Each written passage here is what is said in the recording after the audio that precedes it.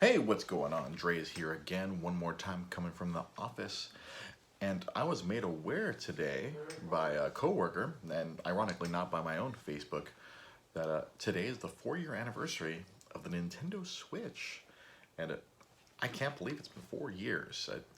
Time flies, I guess. And I were waiting and staring at UPS.com, waiting for my freaking shipment to show up. And thankfully it did show up that same day. But I remember the first game I got was that not so great 1-2 Switch. They should have just made Switch Sports or something. That's something that the boss and I were discussing the other day. Like, why haven't they done a Wii Sports similar game? Other companies have done that type of game very successfully. Merge Games has done Instant Sports. There's a terrible Ubisoft Sports Party, and these games sell incredibly well. And we're baffled at the fact that why has Nintendo not made Switch Sports?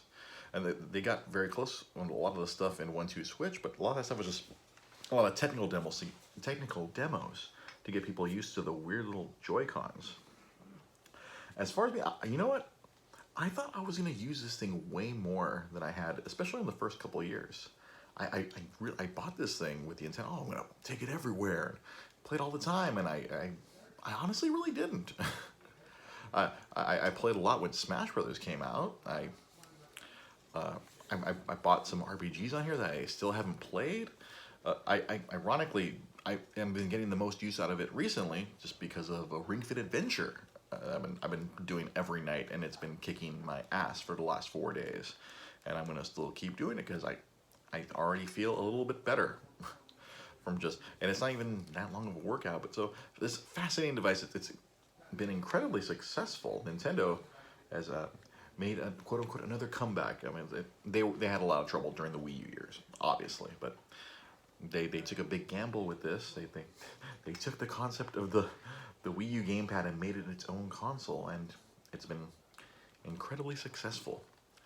But yeah, I think the last couple of years I probably would have gotten a little bit more play time, but becoming a dad that kind of puts a damper on your ability to play any games.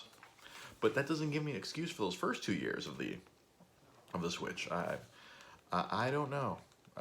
I know I've logged a lot of time in the Nintendo Switch Online for the NES and the Super NES. I've played a lot of those games on here, but maybe that's just me being weird and playing older stuff. I mean, I bought Ultimate Alliance and I didn't really play that.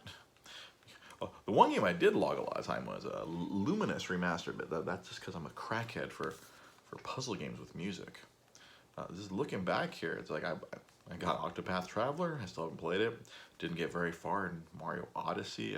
I did log some time in that Bloodstained game, but I stopped playing for whatever reason and like moved on to something else.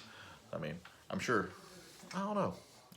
I was playing a lot of more traditional PS4 stuff during that first year or so, but I don't know what to tell you.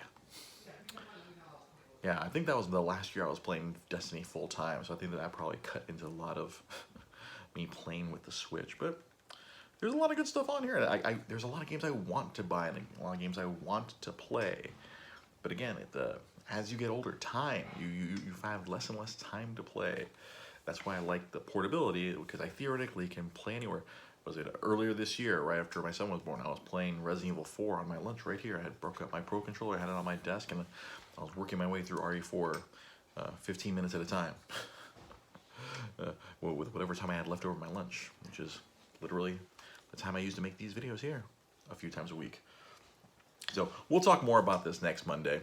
It's like I realized when we were making these videos, oh, these are quite great little primers for everything that leads up from podcast to podcast. So we'll talk about this more next Monday night.